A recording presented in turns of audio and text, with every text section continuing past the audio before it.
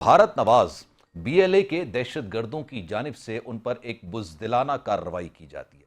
लोगों को यरगमाल बनाया जाता है, मुसाफिरों को यरगमाल बनाया जाता है, टोलियों की सूरत में उनको बिठाया जाता है। और इस सारे मामले के बाद पाक फौज की जानिब से, सिक्योरिटी फोर्सेस की जानिब से एक ऑपरेशन शुरू किया जाता है और वो कामयाबी से हमकिनार होता है। तमाम मुसाफिरों को बाजियाब करा लिया जाता है। लेकिन इब्तदाई जो उनकी प्लानिंग थी बीएलए दहशतगर्दों की जानिब से, उसको देख के ये अखज़ किया जा सकता है कि उनकी प्लानिंग शायद इस सारे मामले को काफ़ी ज़्यादा तूल देने की थी और हुकूमत पाकिस्तान से अपने नापाक किस्म के मुतालिबात को मंजूर कराना था। लेकिन हैरत अंगेज तौर पर जब यह सारा मामला हो रहा था, उस वक्त भारतीय media non stop marathon transmission में लग गया।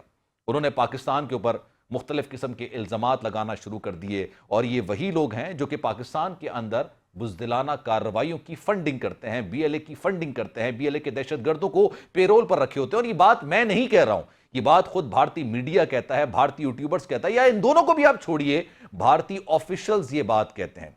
वहां पर इस बात को बाबंगी दोहल कहा जाता है कि किस तरीके से वो पाकिस्तान को गैर मुस्तहकम करने की कोशिश करते हैं और उसके लिए वो बीएलए का इस्तेमाल करते हैं, बीएलए के दहशतगर्दों का इस्तेमाल करते हैं। और फिर ये देखने में आया कि जनाब एआई की वीडियोज, मुख्तलिफ तस्वीरें और यहां तक कि ये तमाम चीजें अपनी जगह, लेकिन बीएलए के दहशतगर्द जिन्होंने ये बुज़दिलाना कार्रवाई की थी, उनके मुतालिबात क्या थे किसी को कुछ नहीं पता था। लेकिन भारतीय मीडिया के अंदर उनके मुतालिबात भी चलना शुरू हो गए। अब सवाल ये पैदा होता है कि ये सारे मामले के अंदर भारत की इन्वॉल्वमेंट वाज़े तौर पर नजर आती है और पहली बार नहीं होती है, पहली बार ये चीज नहीं है। इससे पहले भी कुलभूषण यादव पूरी दुनिया के सामने एक जिंदा मिसाल है, एक हाजिर सर्विस ऑफिसर, नेवी का उनका ऑफिसर जो कि बलूचिस्तान के अंदर से जिसको पकड़ा गया, जिसने इस बात को एक्सेप्ट किया कि वो पाकिस्तान के अंदर दहशतगर्दाना कार्रवाइयों की बाकायदा से सरबराही कर रहा था। किस तरह से एक रॉ के ऑफिसर को बलूचिस्तान के अंदर से पकड़ा गया था, यह पूरी दुनिया के सामने एक मुंह बोलता सबूत है कि भारत किस तरीके से ना सिर्फ पाकिस्तान बल्कि पूरी दुनिया के अंदर दहशतगर्दाना कार्रवाइयां करता है। पाकिस्तान तो इसका हमेशा से मुतासिर रहा ही है, लेकिन आपको याद होगा कनाडा के अंदर एक सिख रहनुमा को भी बेदर्दी के साथ मारा गया था जब वो गालिबन शायद अपनी इबादतगाह से बाहर निकल रहे थे। तो उस वक्त रॉ के एक ऑफिसर ने उन पर गोलियां चलाई थी, उनको बेदर्दी के साथ कत्ल कर दिया था। उस वक्त जो कनाडा के प्राइम मिनिस्टर थे जस्टिन ट्रूडो, उन्होंने पार्लियामेंट के अंदर खड़े होकर यह बात की थी कि जनाब ये सारी काम के पीछे रॉ के एजेंट्स मुलविस हैं। उसके बाद उन्होंने उनको बेदखल भी किया था। फिर कनाडा के और भारत के जो मामलात हैं, सिफारती मामलात, वो इंतहाई निचली सतह पर आ गए थे। अब आज दफ्तर खारजा की जानिब से एक बयान सामने आया है और उन्होंने कहा है कि जनाब इसमें बैरूनी हाथ यानी भारत मुलविस है। और ये पहली बार नहीं है, जैसा कि मैं अपनी गुफ्तगू के अंदर आपको कह चुका हूं कि कई बार बलूचिस्तान के अंदर उनकी मुदाखलत, उनकी फंडिंग, वाज़े उसके सबूत मौजूद हैं। लेकिन अब सवाल यह भी पैदा होता है कि भारत का जो असल चेहरा है वो पूरी दुनिया के सामने कैसे बेनकाब करना है, भारत को किस तरीके से जवाब देना है। भारत जो कि पूरी दुनिया के अंदर जाकर पाकिस्तान पर हर्जा सराई करता है, इल्जामात लगता है। हालांकि पाकिस्तान पूरी दुनिया के अंदर वो वाहिद मुल्क है जो दहशतगर्दी से सबसे ज्यादा मुतासर हुआ है, जहां पर पाक फौज के जवानों ने, पाकिस्तान के अवाम ने बड़ी तादाद में कुर्बानियां दी हैं और पाकिस्तान की अफवाज ने एक ऐसी जंग लड़ी है जो कि गैर रिवायती किस्म की जंग होती है, जिसमें बॉर्डर पर जाके नहीं लड़ा जाता बल्कि दहशतगर्दों को आइडेंटिफाई किया जाता है और फिर उनको कैफरे किरदार तक पहुंचाया जाता है। चैलेंज के साथ यह कहा जा सकता है कि पूरी दुनिया के अंदर गालिबन कोई भी ऐसी फौज नहीं होगी जो कि इस तरह की कार्रवाइयां कर सके, इस तरह की जंग लड़ सके। लेकिन पाक फौज ने पाकिस्तान की आवाम के साथ मिलकर जिस तरह से दहशतगर्दी के नासूर को खत्म किया, अब एक बार फिर से यह देखने में आ रहा है कि जो बच्चे कुछ दहशतगर्द हैं वो भारतीय फंडिंग के साथ सर उठाने की कोशिश कर रहे हैं। अब यह भी कहा जा रहा है, आज वजीर आजम और साथ में पार्लियामेंट के अंदर भी इस हवाले से काफ़ी ज़्यादा बाशगश्त हुई, काफ़ी ज़्यादा गुफ्तगू शुनीद हुई और यह भी कहा गया कि जब तक केपी में और बलूचिस्तान में अमन कायम नहीं हो सकता, पाकिस्तान में अमन कायम नहीं हो सकता। और ये बात बिल्कुल दुरुस्त है। खैर, अब आगे बढ़ते हुए इस सारे मामले के अंदर ऑल पार्टीज कॉन्फ्रेंस बुलाने का भी एक फैसला किया गया है कि ऑल पार्टीज कॉन्फ्रेंस बुलाई जाएगी और इस सारे मामले पर गुफ्तगू शुनीद की जाएगी। लेकिन ऑब्वियसली पाकिस्तान के अंदर भी बहुत सारे अनासर ऐसे मौजूद हैं जो कि इस तरह की कार्रवाइयां करने वाले बीएलए के लोगों के लिए बड़े अफसोस के साथ है, अनफॉर्चुनेटली। और मैं कहता हूं कि उनकी आंखों पर शायद पर्दे पड़े हुए हैं जिसकी वजह से वो उनके लिए नरम गोशा रखते हैं। अब उनको वाज़े तौर पर यह बात देख लेनी चाहिए कि ना वो कभी पाकिस्तान के थे और ना ही कभी पाकिस्तान के हो सकेंगे। जो पाकिस्तान के अवाम के खून के प्यासे हों, उनको खून से नहलाने पर तुले हुए हों, वो किसी भी तौर पर पाकिस्तान का साथ नहीं दे सकते और पाकिस्तान के नहीं हो सकते हैं। इन तमाम चीज़ों पर आज ज़रा डिटेल में बात करेंगे, किस तरीके से इन तमाम चीज़ों से नबर्द आजमा हुआ जा सकता है? पहला एक बुनियादी सवाल, अगर इस सारे मामले के अंदर हुकूमत भी ये समझती है और ये बात हकीकत भी है कि अगर भारत इन्वॉल्व है, जैसा कि वो खुद भी तस्लीम करता है और तमाम लोग भी ये बात तस्लीम करते हैं कि जनाब भारत की इन्वॉल्वमेंट है, बीएलए के दहशतगर्दों को फंडिंग करते हैं, तो भारत को किस तरह से मुंह तोड़ जवाब देना चाहिए? दूसरा, इस सारे मामले के अंदर कुछ मामलात ऐसे होते हैं जिसमें सियासत को पसे-पुश डालना पड़ता है, जाती मफादात को पसे-पुश डालना पड़ता है। पाकिस्तानियत और जो आप ये कह लीजिए पाकिस्तान रियासत, ये सबसे पहले होना चाहिए। तो क्या तमाम सियासी जमातें अपने इख्तलाफात को भुला के यकजा हो सकेंगी और इस बात का मुंह तोड़ जवाब भारत को दिया जा सकेगा कि हमारे अंदरूनी इख्तलाफात एक नहीं हजार सही, लेकिन जब पाकिस्तान पर, रियासत पर, इदारों पर बात आएगी तो हम सब एक हैं और एक मुट्ठी बन के हम आपको जवाब दे सकते हैं। इस पर जरा डिटेल में बात करेंगे। असलम गौरी साहब जेयूआई के रहनुमा है, इस वक्त हमारे साथ मौजूद हैं। अहमद उवैस साहब पाकिस्तान तहरीक इंसाफ के रहनुमा साथ मौजूद हैं। अब्दुल्ला गुल साहब भी मुझे ज्वाइन करेंगे और फैसल मीर भी पाकिस्तान पीपल्स पार्टी की नुमाइंदगी कर रहे हैं, हमारे साथ मौजूद हैं। Starting from you Ahmed Uwais साहब, अस्सलाम वालेकुम, खैरियत से हैं सर? अहमद उवैस साहब आवाज आ रही है मेरी? जी आ रही है बिल्कुल आपकी आवाज। जी अहमद उवैस साहब, सर ये अब तो वाज़े तौर पर इसके इशारे किया, तमाम चीजें इस बात की निशानदेही कर रहे हैं कि सारे मामले के अंदर भारत मुलव्विस है, लेकिन बड़े अफसोस के साथ ये भी कहना पड़ता है कि कुछ हमारे पाकिस्तान में भी ऐसे अनासर मौजूद हैं जो इन दहशतगर्दों के लिए, बीएलए के दहशतगर्दों के लिए एक सॉफ्ट कॉर्नर किसी ना किसी सूरत में रखते हैं। आप क्या कहेंगे सर, पाकिस्तान तहरीक इंसाफ की पार्टी लाइन क्या होगी? अगर ऑल पार्टीज कॉन्फ्रेंस बुलाई जाती है उसमें पाकिस्तान तहरीक इंसाफ शिरकत करेगी, भारत को मुंह तोड़ जवाब दिया जाएगा, तमाम सियासी इख्तलाफात अपनी जगह पे, लेकिन जब पाकिस्तानियत की बात आएगी, रियासत की बात आएगी, तो हम सबको एक होना चाहिए। देखिए बात यह है कि जब कोई प्रॉब्लम क्रिएट हो जाती है तो उसकी सही तशखीस करने के लिए उसकी बेस को पकड़ा जाता है। जब बेस को उसकी जड़ से काटेंगे नहीं तो वो पौधा जो है वो चलता रहेगा। उसकी जड़ काटनी पड़ती है, लेकिन हम जड़ को नहीं काटते हैं, हम शाखों को काटने की कोशिश करते हैं और ये उस छोटी सी बात को प्ले अप करके ये साबित करते हैं कि हमने बहुत बड़ा काम करा और प्रॉब्लम अब जो है वो एस्केलेट होती जाती है, बढ़ती चली जाती है।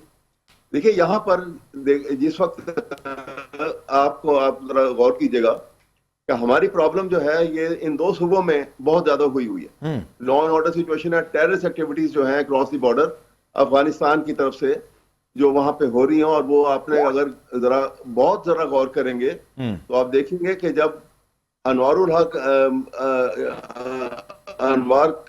काकड़ साहब जब प्राइम मिनिस्टर थे, केयर टेकर प्राइम मिनिस्टर थे, निगरान वजीर आज़म, उन्होंने अचानक अपने अख्तियारात से तजावुज़ करते हुए कहा कि अफगानियों को निकाल दो। ये काम जो है इलेक्टेड गवर्नमेंट का काम था, जो अफगानिस्तान की हुकूमत के साथ नेगोशिएशन करती, एक दफा नहीं 10 दफा करती और किसी नतीजे में पहुंच के उनको किस्तवार आहिस्ता आहिस्ता उनको यहाँ से निकालने का कोई अरेंजमेंट होता with the consensus of the Afghan government. ये ज़हन में होना चाहिए था कि ये एक बाकायदा तौर के ऊपर यहाँ पे बहुत गहरी प्लानिंग मौजूद है। अफगानिस्तान को बिजनेस हब नहीं है, लेकिन इंडिया के वहां पे बेतहाशा कॉन्सुलेट ऑफिस खोले हुए हैं। अमेरिका गया, अमेरिका वहां पे। अहमद उवैस साहब एक सवाल मैं चाहूंगा आप इसको कंटिन्यू कीजिएगा, लेकिन एक सवाल ये है सर, एक बात बताएं, पाकिस्तान की सरजमीन पाकिस्तानियों के लिए है और पाकिस्तानियों के लिए ही होनी चाहिए। अगर अफगानियों को सर छुपाने की जगह क्योंकि उनके मुल्क के मसाइल की वजह से हमने दी थी, तो आपने कराची के अंदर और दीगर इलाकों के अंदर आपने उनकी बदमाशी भी देखी होगी। जिस तरह से पाकिस्तान का कभी मैच होता है तो उनकी बदतमीजी भी आपने देखी होगी। इस बात का फैसला अगर पाकिस्तान ने करना है तो करना है कि अगर अफगानियों को वापस भेजना है तो भेजना है, हम उनका बोझ नहीं उठा सकते। तो सर इसमें मसला क्या है? ये नहीं कहता नहीं भेजना, लेकिन ये जिसका इख्तियार है वो करेगा। ये इलेक्टेड गवर्नमेंट का काम होना चाहिए था। ये काम जो है आपने जिस वक्त एकदम से उनको किया, उनको आपने एक मौका फराहम कर दिया यहाँ पे एजिटेशन करने का और टेररिज्म एक्टिविटीज का। आप इस बात पे गौर कीजिएगा कि उस हुक्मनामे से 10 साल पीछे चले जाएं और देखें कितने टेररिस्ट अटैक हुए पाकिस्तान के ऊपर। और इस हुजूर सर एक बात है सर, अहमद भाई, और कितने हजारों। अहमद साहब बात यह है कि आपकी इस बात को मैं इन पार्ट्स एक्सेप्ट कर सकता हूं कि आपने कहा कि इलेक्टेड प्राइम मिनिस्टर का ये काम होता है, निगरान वजीर आजम का सिर्फ ये काम है कि वो 60 दिन के अंदर या 90 दिन के अंदर इलेक्शंस करवाए। ये बात बिल्कुल दुरुस्त है। और इसके अलावा उनको, लेकिन सर एक बात बताइए, अगर इलेक्टेड हुकूमत आके, इलेक्टेड प्राइम मिनिस्टर आके भी उनको इस तरह से वापस भेजता और फिर वो इस तरह की दहशतगर्दाना कार्रवाइयां करते, तो सर ये तो जवाब पेश कर रहा हो गया ना। देखिए, इलेक्टेड गवर्नमेंट जब आती तो वो डिप्लोमेटिकली इसको हैंडल करते। देखिए, ये एक सेंसिटिव इशू था, इसको आपने देखना ये कि अपने आप को भी बचा के रखना है और अपना काम भी सीधा रखना है आपने। ये एक वहां से 20 साल से लोग बैठे हुए थे, उनको आपने निकालने का कोई तरीकेकार निकालना है।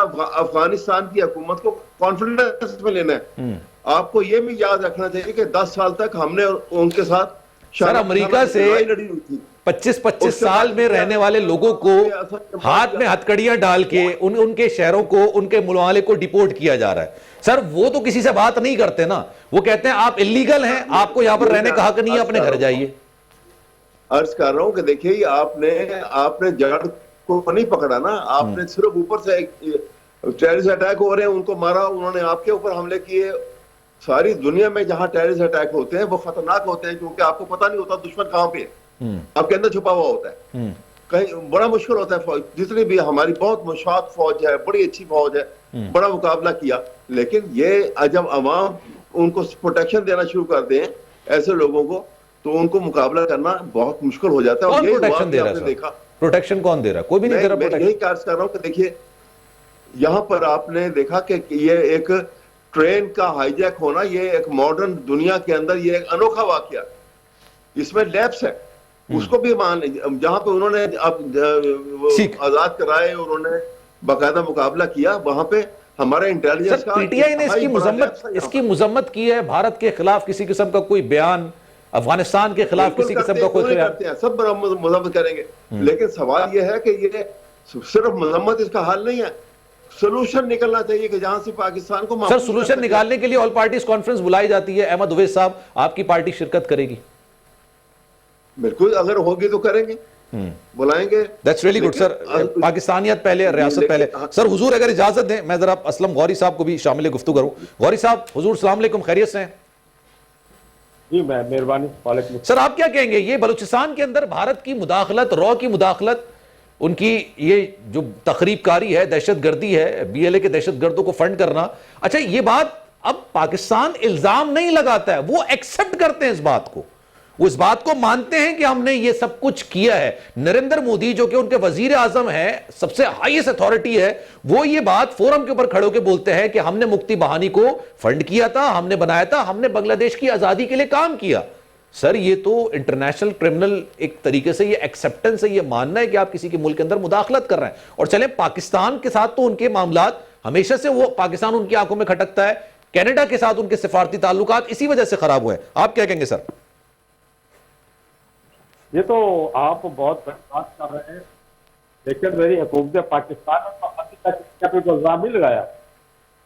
वो तो यही कह रहे हैं कि जी अफगानिस्तान में दहशतगर्दों के रास्ते से आप ये अगर इल्जाम आइडिया पे लगा रहे हो, तो मैं समझता हूँ कि आपके पास कोई तहकीक होगी, लेकिन ये चीजें हुकूमत पाकिस्तान को सामने कौम पे लानी चाहिए, प्रूफ देने चाहिए कि राह का इसमें हाथ है। और आप गौरी साहब, दफ्तर खारजा ने नहीं कहा कि भारत इसमें मुलव्विस है? मैं आपसे कंफर्मेशन चाह रहा हूँ। कोई बात नहीं, अभी तक जो स्टेटमेंट है वो तो यही है कि अफगानिस्तान से उसको ऑपरेट किया जा रहा था, अभी तो कहा जा रहा है। अच्छा, और मैं समझता हूँ बलूचिस्तान के हालात को हम बड़ा लाइट लेते हैं और आम से हालात समझ रहे हैं। बलूचिस्तान के हालात आज भी देखें ना, आप इस वक्त जितने चैनल्स आप खोल ले, हम जितने लोग बैठे हैं, कोई इस्लामाबाद में बैठा है, कोई कराची में बैठा है, कोई लाहौर में बैठा हुआ, इस पर तबसरा कर रहा है।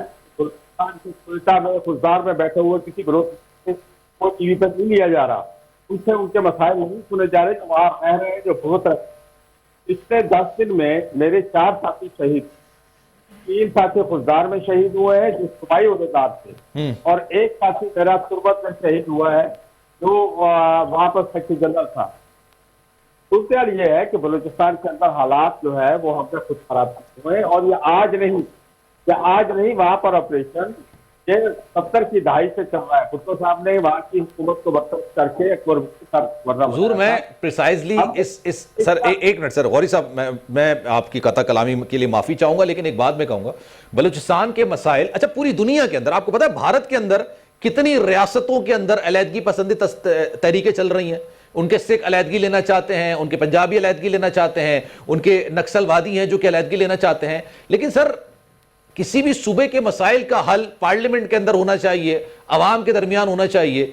हम इस चीज का जवाब अगर ये कहेंगे कि बलूचिस्तान के मसाइल को डिस्कस नहीं हो, दैट मीन्स अल्लाह माफ करे इस वाक़े को जस्टिफाई करने की कोशिश कर रहे हैं। आपको नहीं लग रहा सर? देखें, बात सीधी सी, अगर पार्लियामेंट की बात कर रहे हैं तो पार्लियामेंट में कौन लोग बैठे हुए हैं? अवामी नुमाइंदे तो नहीं बैठे हुए। पार्लियामेंट में तो पपट बैठे हुए, उनका आवाम से कोई ताल्लुक ही नहीं, वो आवाम के पास जा नहीं सकते। ये जो मसला हुआ है, मुझे ये बताएं, इस मसले में वहां का एमपी उस इलाके में पहुंचे, वहां का एमएलए उस इलाके में पहुंचे? मुझे ये बताएं, वजीर दाखिला साहब बर वक्त वहां पहुंचे? ये देखें, हमें संजीदा होना चाहिए हर चीज दूसरों पर। ठीक है, मैं कहता हूँ, मैं नहीं कहता वो राय तो मुलवस है, कोई दो राय नहीं है, लेकिन बात यह कि हम क्या कर रहे हैं, हम अपने घर में क्या कर रहे हैं, हम दूसरे को मुदाखलत का मौका दे रहे हैं। हम अपने घर को मजबूत करें, अपने अवाम पर एतमाद करें, अवाम के ऊपर हाथ रखें, अवाम की बात सुने, अवाम जो कहते हैं वो करें, लेकिन हम नहीं सुन रहे। आप आज मेरे अपोजिशन लीडर बलूचिस्तान असेंबली वजीर यूनुस जहरी की आप तकरीर सुने, वो G20 से तल्लुक रखते हैं, जो उन्होंने हक़ाइक़ से पर्दा उठाया। कुछ दिन पहले गफरुल्लाह जहरी, उन्होंने भी इसी पर बात की है। तो मैं समझता हूँ वहां पर जो कुछ वहां पर डॉक्टर अब्दुल मलिक साहब है, हुकूमत को चाहिए कि उनको फौरन उठाए और बिठा के मसले का हल निकाले। सर, जो हथियार फेंक के बात करना चाहते हैं आप उसको कौमी धारे के अंदर तस्लीम कर सकते हैं, लेकिन कोई इस तरह का वाकया करेगा तो सर उसके साथ कैसे बात की जाएगी? हुजूर किस तरह से बात करेंगे? और पहली बात ये, आपको सर अजीत दोवल का बयान याद है? ये तो इल्जाम लगाना, ये बात को तस्लीम करना तो अब तो बहुत आगे की, पता नहीं बहुत पीछे रह गई ये बात। वो खुद इस बात को एक्सेप्ट करते हैं कि हमने बलूचिस्तान के अंदर रॉ ने बाकायदा तौर पर बीएलए के दहशतगर्दों को बाकायदा ट्रेनिंग दी, उनको फंड दिया, उनको पाकिस्तान को गैर मुस्तहकम करने की कोशिश की। आपका दुश्मन ये एक्सेप्टेंस कर रहा है, और ये कोई बंद कमरे में नहीं कर रहा, ये महफिल में कर रहा है, ये सेमिनार के अंदर कर रहा है। अब भी आपको लगता है कि भारत नहीं है इन्वॉल्व इसमें? मैंने तो कहा है कि मैं कहता हूं भारत इन्वॉल्व है, लेकिन आपको ये भी तो मानना पड़ेगा, आप तो बहुत बड़ी बात कर रहे हैं, आपको ये भी मानना पड़ेगा कि दुनिया की नंबर 1 एजेंसी है पाकिस्तान की, उसकी एजेंसी वो फिर नाकाम हो गई है बलूचिस्तान में। अगर इस हद तक वो आगे हैं और आके वो इस हद तक कार्रवाई कर रहे हैं और हम उनके खिलाफ कर रहे हैं, हमारी तमाम एजेंसियां भी इन्वॉल्व है, तो मेरी एजेंसियां तो नाकाम हो। उनको पता नहीं चला था कि हमारे अपने फौजी जा रहे हैं लेके और हम उस ट्रेन की उनका इल्म ही नहीं था कि ये वाकया हो। It is too early to say. मेरा नहीं ख्याल सर, हो सकता है वो 600 उन्होंने वाकयात प्लान किए हो, एक दफा उनको सक्सीड हो गया हो, तो इस पर इंटेलिजेंस की नाकामी को इस तरह से कहना। अच्छा सर, मैं अगर आप इजाजत दें, फैसल मीर साहब को भी जरा मैं शामिल गुफ्तगू करता हूं। फैसल मीर साहब, आपका क्या पॉइंट ऑफ व्यू है इस सारे मामले के अंदर? भारत की इन्वॉल्वमेंट के अंदर ऑल पार्टीज कॉन्फ्रेंस बुलाने का फैसला किया गया है, how do you see it? नहीं, देखिए, मैं अभी अहमद अवैध साहब अभी यहाँ पे तशरीफ रखते हैं, तो अहमद अवैध साहब ने जो गुफ्तगू की, उनसे, उनकी भी और दूसरे मेरे दोस्त हैं उनके हवाले से मैं थोड़ी सी बात करूंगा जी। कोई भी किसी भी सियासी पार्टी का सरबराह जो है वो जब तक उसकी मजम्मत ना करे किसी वाक़े की, तो उसको मजम्मत नहीं समझा जाता। इमरान खान साहब जो हैं वो मिनट तक ट्वीट कर सकते हैं, गुज़श्ता 35-40 घंटे गुजर चुके हैं, इमरान खान साहब ने अभी तक इस वाक़े की मजम्मत नहीं की है। उनके जो मर्जी मजम्मतें करते रहे ड्रामेबाजी के लिए। अभी उनका अब जो ट्वीट आई है अभी तक गुज़श्ता 24 घंटे में, वो यही आई है कि मुझे बुशरा बीबी से मुलाकात करवाई है। इस वाक़े के बाद उनकी ट्वीट आई है।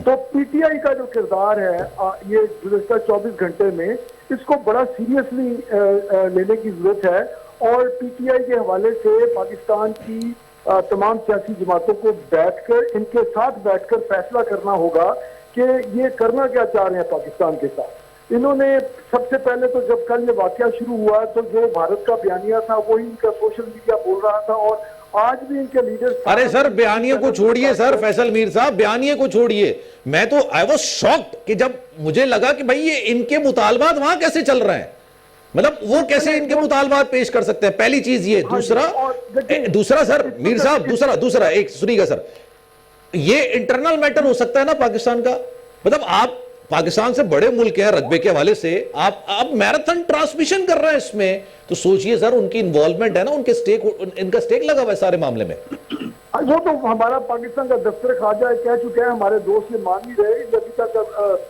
किसी और दुनिया में बस रहे हैं और कहीं भी दहशत गर्दों से मुज़ाकरात किए जाएं, दुनिया में कहीं भी दहशत गर्दों से मुज़ाकरात नहीं किए जाते। ये नई बातें आज सुनने में आ रही हैं टीवी चैनल पे बैठ के कि दहशत गर्दों से मुज़ाकरात किए जाएं। तो पीटीआई की मैं बात कर रहा था, इन्होंने, इनका रोल जो है वो ये रहा है गुज़श्ता चंद हफ्तों में कि इन्होंने पाकिस्तान के तमाम मगरबी ममालिक के वानों में पाकिस्तान के खिलाफ करारदादें पेश करवाई, पाकिस्तान की शर्तें रखवाए, पाकिस्तान की इकॉनमी को तबाह करने के लिए हवाला हुंडी पे लाने की कोशिश की, तालिबान को पाकिस्तान में आबाद किया।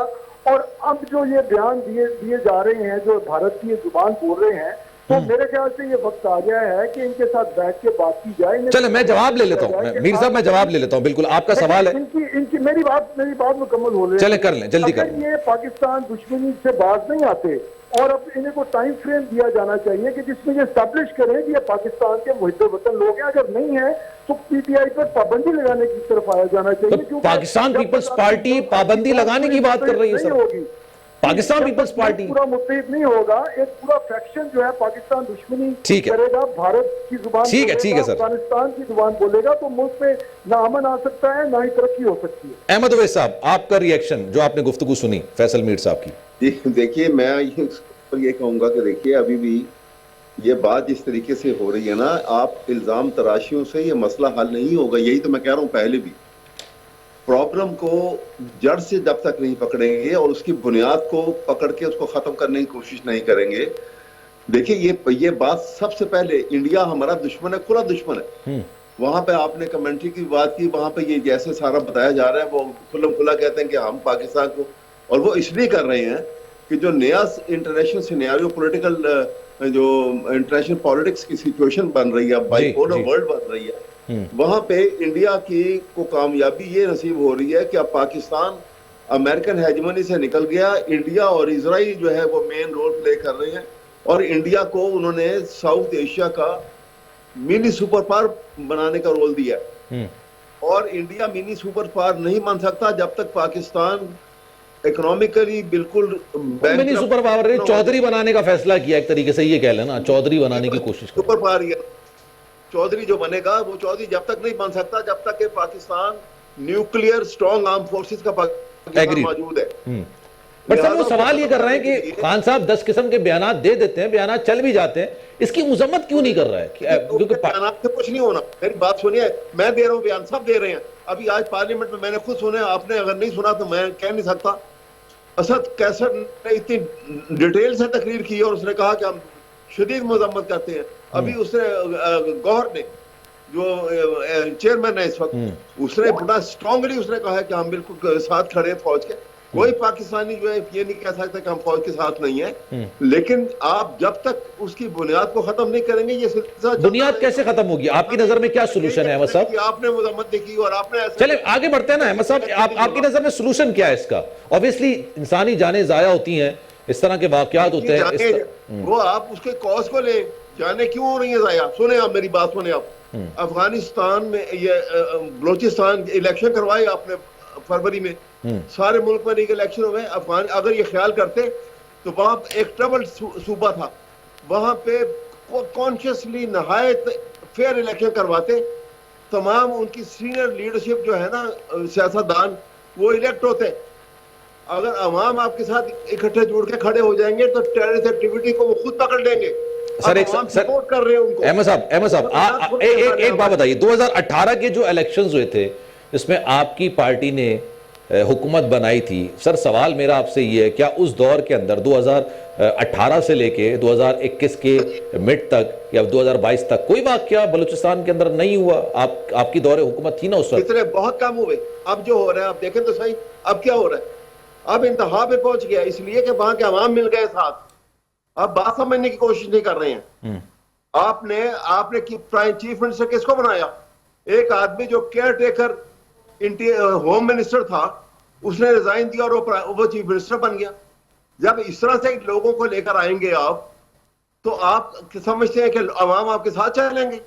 सर अवाम एक तरफ इंटरनल है, मामलात एक हो तरफ जाते हैं अहमद उवैस साहब, मैं फिर आपसे ये दरख्वास्त कर रहा हूं, इंटरनल मामलात ऊपर नीचे होते रहते हैं। आपके दौरे हुकूमत में बहुत सारी चीजें थी। आपकी जब हुकूमत बनाई गई थी, आपके मुखालिफिन भी ये कहते थे कि आपको बनाया गया, आपको लाया गया, वो सब इल्जाम लगाते थे। लेकिन सर देखिए, पाकिस्तानियत पहले है ना, मैं ये समझता हूं कोई भी बलूचिस्तान के अंदर ऐसा नहीं होगा जो दहशतगर्दी को फरोग देगा, उसको एक्सेप्ट करेगा।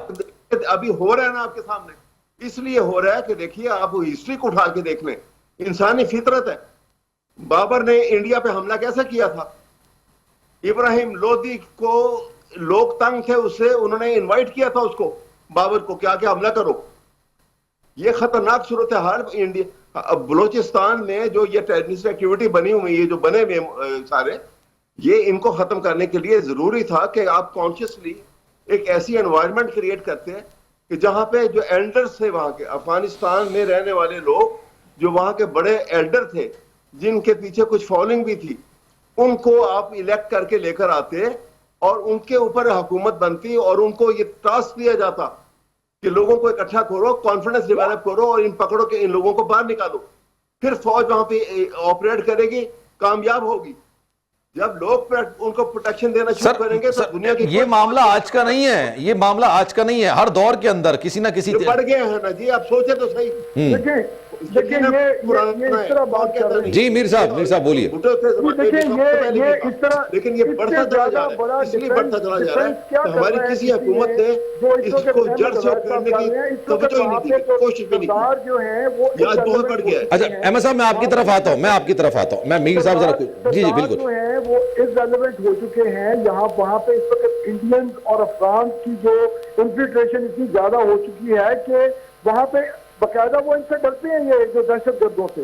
और ये बात कर रहे हैं वही के जी लोधी की और बहादुर शाह जफर की बातें सुना रहे हैं। असल बात तो ये है कि अफगान तालिबान को इमरान खान ने आके पाकिस्तान में बिठाया और आज वही अफगान जो है वो ऑर्गेनाइज होके बलूचिस्तान में और हर तरफ वो उन्होंने तबाही इस वक्त मचानी शुरू की हुई है। तो बजाय इसके कि आप उनको कंडेम करें, मैं मुसलसल सुन रहा हूं कि ये सुबह से अभी तक ये 11 बज गए हैं, पीटीआई के तमाम लीडर्स बैठ के रगड़ा लगा रहे हैं कि जी अवाम जो उनके साथ, अवाम उनको छुपा रही है। कौन नहीं, ये इस बात को तो खैर मैं एक्सेप्ट नहीं करता, इस बात को एक्सेप्टेंस नहीं है। ये एक चंद गिरोह है और ये बेसिकली सर देखिए मीर साहब, मैं हमेशा इस बात को कहता हूं, अभी अहमद उवैस साहब ने भी बात की, मैंने उनको भी इस बात पे काउंटर किया। अमेरिका भी तो अपने गैर कानूनी तारकीन वतन को, जो कि 40-30 साल से वहां पे रह रहे हैं लेकिन गैर कानूनी है, अनडॉक्यूमेंटेड है, उनको निकाल रहा है ना। भारत के कितने लोगों को उन्होंने C-130 तैयारे से वहां पर भेजा और जिस तरीके से भेजा, आपके सामने सारे मामला। सर पाकिस्तान की जमीन टोटली पाकिस्तानियों के लिए होनी चाहिए, पाकिस्तानी यहां पर होने चाहिए। आप आए, आप विजिट पर आए, आप काम करने के लिए आए, आप किसी भी चीज के लिए आए, लेकिन फिर आप किसी भी मुल्क के अंदर जाते हैं, उस मुल्क का कानून आप पर लागू होता है, उस मुल्क के कानून का एहतराम करना आप पर लाजिम है। यहां पर तो सर आप अफगानियों की जिस तरह से बदमाशी देख रहे होते हैं, आपके सामने मैं कितनी मिसालें आपके सामने रखूंगा। देखिए अफगानियों को इस वक्त जिस तरह डिफेंड किया जा रहा है, उसमें चेयरमैन जो सदर ज़रदारी जब तकरीर कर रहे थे और जब उन्होंने कहा कि दहशतगर्दों का मुकाबला करना है, तो उस वक्त ये नारे लगा रहे थे कि कैदी नंबर 420 को रिहा करो। आप एक नारा मार के दिखाओ तालिबान के खिलाफ। मेरा चैलेंज है अहमद उवैस को कि वो किसी प्रोग्राम में तालिबान के खिलाफ नारा मार के दिखाएं। ये मार ही नहीं सकते, ये बुज़दिल लोग हैं। इस PTI ने पाकिस्तान में तालिबान को रास्ता दिया, जगह दी, मीर साहब, अहमद उवैस साहब जवाब दे रहे हैं। अहमद उवैस साहब बिल्कुल मैं अहमद उवैस साहब जवाब दे रहे हैं। मैं फिर गौरी साहब के पास भी जाऊंगा, काफी देर से वो वेट कर रहा है। प्लान 2 में ये इस बात का फैसला होना चाहिए कि PTI को पाकिस्तान में सियासत करनी चाहिए कि नहीं करनी चाहिए, क्योंकि ये लोग हर आने वाले दिन पे ज्यादा बदमाशी कर रहे हैं पाकिस्तान की रियासत के साथ और पाकिस्तान के अवाम के साथ। अहमद उवैस साहब आप अपना कमेंट दीजिए, फिर मैं जरा असलम गौरी साहब की तरफ जाऊंगा। देखिए मैं ये कह रहा हूं, देखिए आज से पीछे चले जाएं, जब सोवियत यूनियन की और अफगानिस्तान में जंग हो रही थी, उस वक्त पाकिस्तान 10 साल अफगानियों के साथ खड़े होकर लड़ा है इकट्ठे। ये वही अफगानिस्तान है। 2 पाकिस्तान ने इंडिया से जंगें लड़ी, 65 की भी और 71 की भी। आपका वेस्टर्न बॉर्डर जो था अफगानिस्तान ने संभाला हुआ था। कोई अटैक हुआ वहां से? कोई नहीं हुआ था। ये क्यों हो गया सब कुछ? कभी गौर किया इस बात के ऊपर? ये इसलिए हो गया कि हमने वो इंडिया की पॉलिसी को समझने की कोशिश नहीं की, अपने दुश्मन को, कि वो किस तरह से वहां पे सोवियत यूनियन के निकलने के बाद वहां पे, और अमेरिकन जो वहां पे घुसे थे, जब शिफ्ट हो रही है इंटरनेशनल पॉलिटिक्स के अंदर, पाकिस्तान अब वहां फिट नहीं हो रहा। उनको न्यूक्लियर पाकिस्तान की जरूरत नहीं है, उनको अब बड़े ताकतवर इंडिया की जरूरत है कि जो चाइना के मुकाबले में खड़ा कर सके। तो लिहाजा पाकिस्तान को कमजोर करना चाहते हैं वो। ये हमें, हमारी हुकूमतों को बहुत पहले सोचना चाहिए था और उसके मुताबिक कुछ तदाबीर इख्तियार करनी चाहिए थी। तो सर फिर किसी तौर पर उनको डिफेंड तो नहीं किया जा सकता ना? अगर वो पाकिस्तान को गैर मुस्तहकम करना चाहते हैं तो how you gonna defend him sir?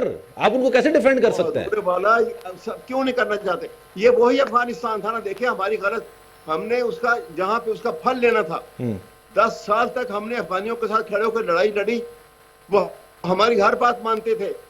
यह हमारा लैप्स है, हमारी पॉलिसी का लैप्स है कि अफगान हमसे छूट के अलग हो गए। वरना हम, अगर अफगानिस्तान हमारे साथ ठीक होता, हमारा एक्सेस टू सेंट्रल एशिया तक होता। ये उनकी पॉलिसी थी इंडिया की कि ये वहां ना घुस सके, और अमेरिकन भी इसको इजराइल। चल मैं असलम गौरी साहब से भी जरा पॉइंट ऑफ व्यू ले लेता। कोशिश करें इस बात। बिल्कुल असलम गौरी साहब, आपको क्या लगता है इस सारे मामले का हल? और अगर ऑल पार्टीज कॉन्फ्रेंस बुलाई जाती है, जैसे पाकिस्तान के अंदर पहले भी दहशतगर्दी के वाकयात हुए थे, ऑल पार्टीज कॉन्फ्रेंस बुलाई गई थी, एसओपीज बनाए गए थे बाकायदा तौर पर, आपको लगता है अब दोबारा से ये सारे मामलात होने चाहिए और JUI फिर उसमें शिरकत करेगी? देखिए बात यह है कि हम तो बहुत अरसे से ये बात कह रहे हैं।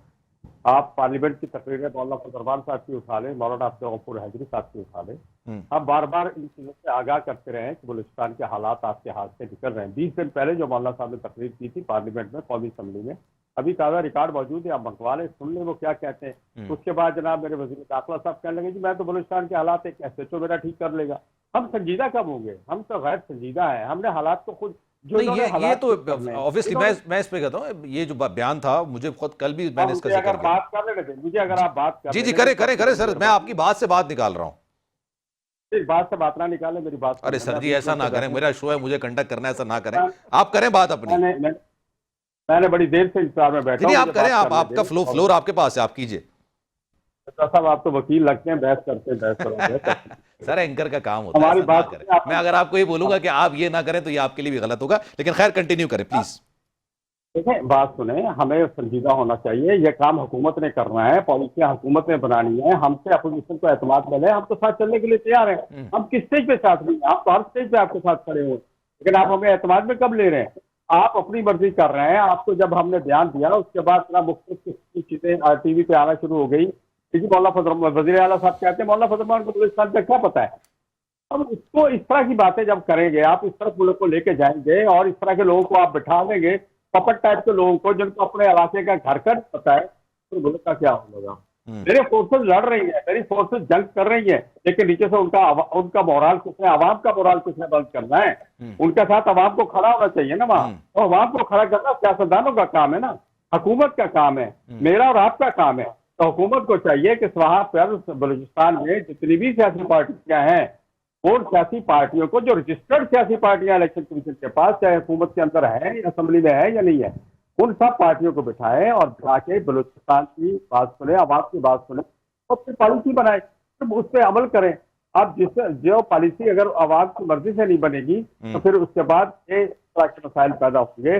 पाकिस्तान की तारीख में उनसे बात करें जिन्होंने हथियार नहीं उठाया हुआ। गौरी साहब ऐसा ही है जी? मैं सियासतदानों की बात कर रहा हूँ, उन पार्टियों की बात कर रहा हूँ जो इलेक्शन कमीशन में रजिस्टर्ड है। मैं उन पार्टियों की बात कर रहा हूँ, सियासतदानों की बात कर रहा हूँ, उनसे बैठना चाहिए। बीएलए का भी तो बीएलए का तो हल बताया ना सर जी, इंडियन फंडिंग का तो हल बताया ना पहले सर जी। ये बात तो आपकी बिल्कुल दुरुस्त है, इसका क्या करना चाहिए? आवाम को, जब आप आवाम को अपने साथ मिलाएंगे, हर वाले यूनाइट होकर जब लड़ेंगे तो दहशतगर्द नहीं खड़ा हो सकता उसके सामने। ये जब आपके आवाम यूनाइट होगी, जब आप आवाम को साथ लेके चलेंगे तो ऐसा नहीं होगा। लेकिन जब आप घर वाले आपस में लड़ रहे हो तो बाहर वाला आके आपके घर में कोई ना कोई कार्रवाई करेगा। इसलिए हमें घर को ठीक है। हमें सर इजाजत दें, मैं जरा एक ब्रेक ले लूं, ब्रेक के बाद वापस आएंगे तो इसी टॉपिक पर जरा डिटेल में बात करेंगे। तीनों मेहमान हमारे साथ मौजूद हैं, कहीं जाइएगा नहीं। एक बार फिर से आपको खुशामदीद कहते हैं। ये बात दुरुस्त है, घर के अंदर जब मामला ज़्यादा ख़राब हो रहे होते हैं तो उस वक्त बाहर वालों को ये मौका मिलता है इंटरवीन करने का, लेकिन ये जवाज़ नहीं है, इसको जवाज़ नहीं बनाना चाहिए, भरपूर जवाब देना चाहिए, ख़ास तौर पर बैरूनी दुश्मन को कि भाई इंडिया के अंदर इससे ज्यादा इख्तलाफात हैं। जैसा कि मैंने अपने पहले भी गुफ्तगू के अंदर कहा कि वहां पर नक्सलवादी हैं, उन्होंने भारतीय फौज का जीना हराम करके रखा हुआ है, आए दिन उनको वो मारते हैं, आए दिन उनकी लाशें गिर रही होती हैं, तो वो वहां पे सारे मामला चल रहे हैं। लेकिन इसका मतलब ये नहीं होता कि बाहर से इंटरवीन किया जाए। तो भारत को एक प्रॉपर जवाब आपको सिफारती सतह पर देना पड़ेगा। इंटरनल मामला आप सियासी तौर पर बातचीत से या जिस भी तरीके से ऑपरेशन से आपने सॉल्व करने करें, लेकिन बाहर के लोगों को यह इजाजत नहीं हो सकती कि वो पाकिस्तान के इंटरनल मामलात में मुदाखलत करें, इंटरवीन करें। मीर साहब, सर लास्ट कमेंट्स आपके, आप क्या कहेंगे, किस तरीके से सिफारती सतह पर इस मामले को उठाना चाहिए? अब तो वाज़ेह सबूत मौजूद हैं, अब तो चीजें मौजूद हैं, अब तो शवाहिद मौजूद हैं। कनाडा के साथ जो ये ताल्लुकात है इंडिया के, वो सिफारती तला इसी वजह से खराब हुए क्योंकि इंटरवीन बहुत हो रहा था, इंटरनल मामलात में इंटरवीन हो रहा था। क्या कहेंगे? जी, मेरे ख्याल से कि पाकिस्तान गवर्नमेंट को इस तमाम सूरत हाल को यूनाइटेड नेशन में उठाना चाहिए, इंडिया और अफगानिस्तान दोनों के खिलाफ। इनके साथ, इनकी हुकूमतों के साथ भी बैठ के बात करनी चाहिए कि भाई अगर आप लोग बाज नहीं आ सकते तो जितनी फंडिंग आप कर रहे हो उससे 3 टाइम्स फंडिंग हम करेंगे और तुम लोगों के मुल्कों के अंदर भी वही सूरत हाल क्रिएट करेंगे। ये हमें 3 प्रॉन्ग पॉलिसी लेनी पड़ेगी। बैठ के देखने से कुछ नहीं होगा। दूसरी सबसे बड़ी बात यह है कि इस वक्त जो पाकिस्तान के अंदर पाक फौज के खिलाफ, हमारी आर्मी के खिलाफ जो घटिया किस्म का प्रोपेगेंडा किया जा रहा है, उसको रोकने के लिए हमें तमाम इक़दाम करने पड़ेंगे। जिस तरह DGISPR ने कहा कि रूल्स ऑफ बिजनेस अब, रूल ऑफ गेम अब बदले जाने चाहिए, क्योंकि ये हम जो इनको छूट देते हैं, हर बंदे को वो बैठ के कह देता है कि जनाब ये क्योंकि इन्होंने ये नहीं किया, क्योंकि हमारे साथ ये किया तो इसलिए हो गया, हमारे साथ ऐसे ना करते। ओ भाई, तुम्हारा क्या ताल्लुक बलोचिस्तान से?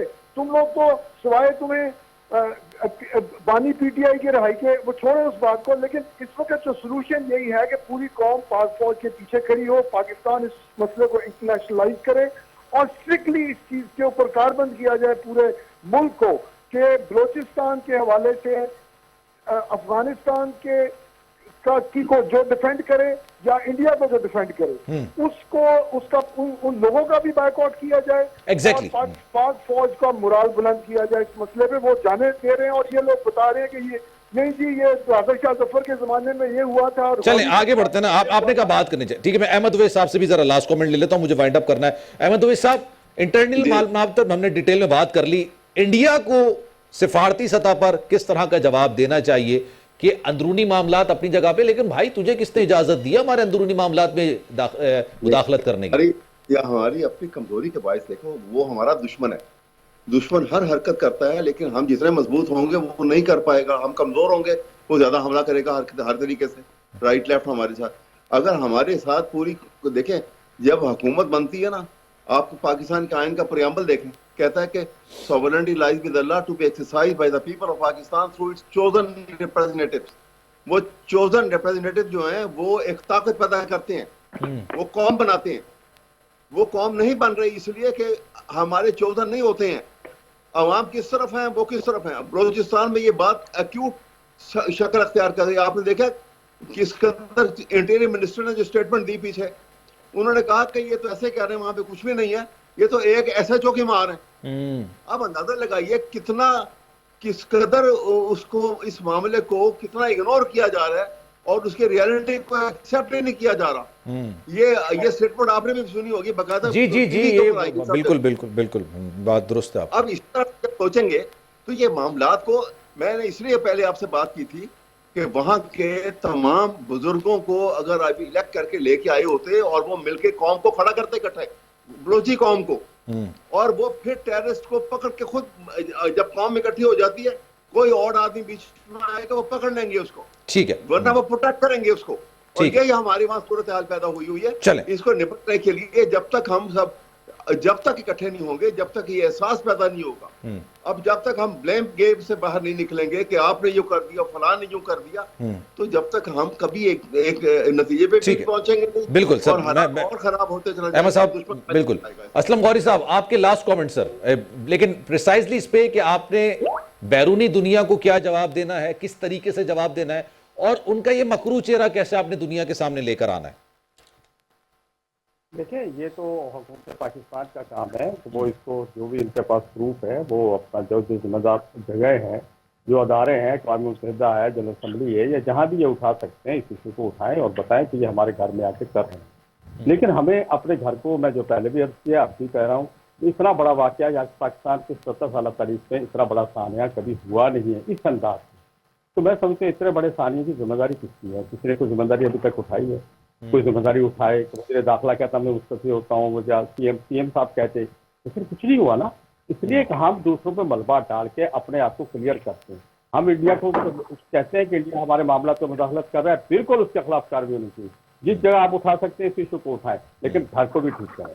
घर में जो लोगों की गैर जिम्मेदाराना रवैये की वजह से सब कुछ हुआ है, उनकी भी इंक्वायरी होनी चाहिए। जिन लोगों की ये जिम्मेदारी थी, ये सारा उनको पता था कि इसमें हमारे फौजी जवान भी सफर कर रहे हैं, अवाम सफर कर रही है, उस ट्रेन की हिफाजत करनी है, उन्होंने नहीं की और दहशतगर्दों ने रेकी करके उस तक जाके पहुंच गए।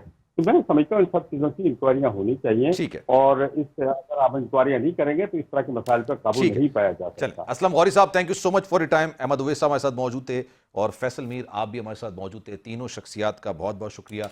जाने से पहले ये बात ज़रूर करें कि घर में इख्तलाफात हर एक के घर में होते हैं, हर घर में इख्तलाफात होते हैं, लेकिन कभी भी इस बात का तयन कभी इस सेंस पे नहीं किया जाता है कि बैरून वालों को ये इजाज़त दी जाए कि हमारे घर के मामलात में आप मुदाखलत कीजिए। भारत का बलूचिस्तान के अंदर ये मुदाखलत करना, जिस तरह से रॉ का BLA के दहशतगर्दों को फंडिंग करना, अब ये ढकी छुपी बात नहीं रही है। ये अब इल्ज़ामात से हट के एक्सेप्टेंस की बात आ गई है। खुद भारत की मीडिया, भारत की एजेंसीज, भारत के ऑफिशियल्स इस बात को एक्सेप्ट करते हैं कि वो किस तरीके से बलूचिस्तान के अंदर दहशतगर्दी की कार्रवाइयों को फ़रोग दे रहा है और किस तरीके से BLA के जो दहशतगर्द हैं उनको पेरोल पर रखा गया है। इसकी बीकनी होनी चाहिए और पाकिस्तान को सिफारती सतह पर ये मामले को पूरी दुनिया के सामने उजागर करना चाहिए और भारत के असल चेहरे को बेनकाब करना चाहिए। सलमान मिर्जा को दीजिए इजाज़त। जिंदगी रही, सेहत रही, आपकी दुआएं रही तो इंशाल्लाह अगले हफ्ते आपसे फिर मुलाकात होगी। ख्याल रखिएगा अपना।